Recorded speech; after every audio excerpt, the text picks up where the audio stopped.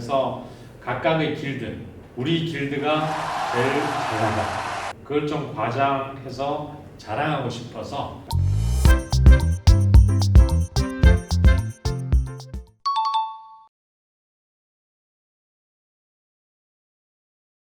먹방 테마를 하겠다. 뭐 먹방으로 이렇게 좀 하시는 게 좋고, 아니면 나는 기독교 카톨릭 신자니까 성당 투어가 많습니다.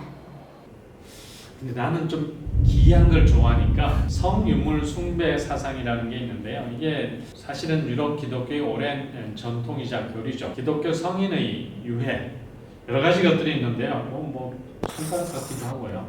이런 것들을 모아서 잘 보관합니다. 그리고 이 성유물을 참배하기 위해 가지고 또 많은 사람들이 몰려들었죠. 그리고 특히 교회는 이런 중요한 성유물을 갖고 있으면 교황청에서 면벌부를 발행할 수 있는 권한을 줍니다. 그 면벌부라는 건 굉장히 중요한 어떤 기독교인들 입장에서는 구원을 또는 뭐 일종의 사면장입니다. 그렇기 때문에 이런 성유물을 엄청나게 많이 모았어요. 어떻게 됐을까요? 가짜도 많았습니다. 돼지뼈를 뭐 이런 성인 누구 유물이다 이렇게 실제로 판 애들이 많은 것 같아요.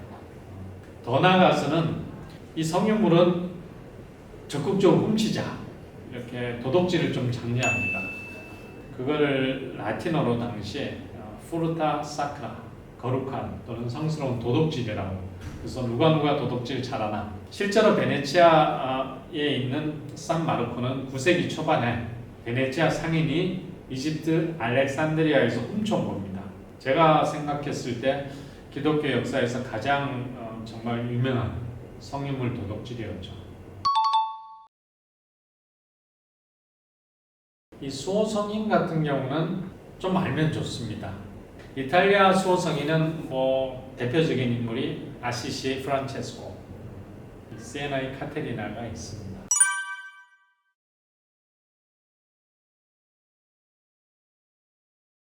피렌체는 세례자 요한인데요. 우리가 자주 안 가는 제노바. 제가 유학 시절에 베네치아만큼 자주 갔던 이 제노바 같은 경우는 산 조르조, 용을 제약하는 성인인데요. 우리 뭐 한국은행 같은 이런 은행이 제노바에 일찍 만들어졌는데 그 이름도 방카디 산 조르조, 즉 산 조르조 은행. 이름을 그렇게 붙인 이유는 제노바를 수호하는 수호성인이 조르조이기 때문이었습니다. 밀라노는 암브로시오스죠. 그리고 로마는 베드로와 바울입니다. 기독교 역사에서 가장 중요한 두 인물이죠. 이 수호성인이 정말 많습니다. 그리고 특정 질병을 막아주는 수호성인이 있었는데 코로나 시기니까 흑사병을 치료해주는 성인으로 인기가 높았던 세바스티아노. 이제 세바스티아노는 다 아시겠죠? 화살.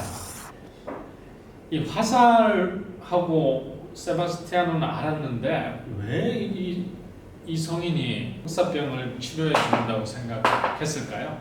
당시 사람들 흑사병에 대해서 이렇게 생각했습니다. 신이 내린 징벌이라고 믿었죠. 그것을 이미지를 통해서 표현할 때는 이렇게 표현했습니다. 하늘에서 신께서 이렇게 화살처럼 하늘에서 비처럼 쏟아져요. 그러니까 이 세바스티아노는 화살을 맞고도 안 죽네. 흑사병 맞고도 안 죽네. 이게 이제 이 세바스티아노가 굉장히 인기를 많이 끌게 됩니다. 반면에 로쿠스 성인은 흑사병을 겪은 사람입니다. 겪고 나서 어쨌든 죽진 않고 살아남습니다. 그러고 나서 환자들을 돌봐요. 그렇기 때문에 이 사람 흑사병을 이겨낼 수 있는 성인이 된 거죠. 또 개인별 수호성인이 있죠. 그 전통은 세례명에 나옵니다. 세례명은 태어난 날짜에 뭐 성인이 있는데 그 성인을 이름을 따죠. 그래서 그 성인이 나를 지켜준다. 너무나 다양한 수호성인이 있는데요. 중세 직업별로 수호성인이 다 있었죠. 오르산 미켈레 성당 외벽. 여기는 중세 때 동업조합 사무실로 사용됐습니다. 그래서 각각의 길드, 우리 길드가 제일 잘난다. 그걸 좀 과장해서 자랑하고 싶어서 당시 유명한 조각가들을 불러서 각자의 길드를 지켜주는, 수호해주는 이렇게 성인들을 벽에 조각으로 제작했습니다. 그래서 이런 거 확인해 보는 것도 좀 재미있는 것 같아요.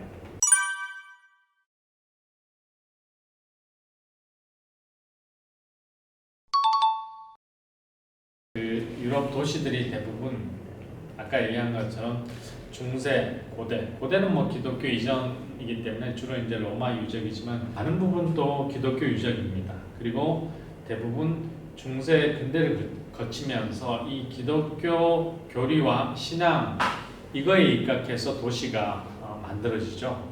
그래서 도시의 가장 중심에는 대체적으로 대성당이 있습니다.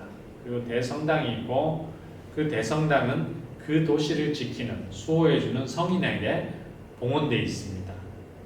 그래서 유럽의 뭐 정말 수도 파리나 뭐 런던 이런 로마 같은 곳 아니고 조금 작은 특히 이탈리아 작은 도시 가시면 요 원칙만 있으면 도시가 이게 중심이고 여기에 뭐가 있고 이런 걸 쉽게 좀 파악할 수 있습니다.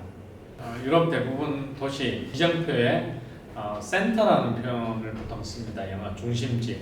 그래서 프랑스 말로는 상트르빌, 상트르가 센터죠. 도시의 중심. 이탈리아 말로는 첸트로. 그래서 첸트로라는 이정표 나오면 거기로 가면 됩니다. 그래서 이 첸트로 가면 우리나라는 첸트로 어디지? 중심이 어디지? 이러는데 거기 가면 방금 말씀드린 가장 핵심 도시의 메인 성당이 있고요. 그 메인 성당은 방금 얘기한 도시를 지키는 수호성인 성당입니다. 물론 100% 그렇지는 않은데 이 원칙만 가지고 계셔도 어쨌든 무조건 유럽은 첸트로다. 이탈리아는 첸트로고 프랑스 가면 상트르빌입니다. 성은 헤아릴 수 없이 많아요. 그래서 옛날에 우리 월드컵 우리 한국 팀과 프랑스 팀이 붙었을 때 그때 유학 시절이었는데 프랑스 아나운서가 좀 그때 약간 놀리듯이 김이 왜 이리 많나요? 막 그러면서 뭐 김이 많고 이시 뭐 3김 3이 막 그러는 거야. 그러니까 걔들한테는 그게 굉장히 낯선 거예요. 프랑스 축구 대표팀에 성이 같은 사람이 있을 가능성 거의 없어요. 근데 우리는 뭐 없는 게 이상하잖아요. 최소한 김씨는 한 2명 나오잖아요. 대표팀은. 그러니까 그게 사실은 성과 이름의 어떤 차이인데 그래서 유럽 사람들 이름을 기억할 때는 쉬운데 성을 기억할 때는 어렵습니다.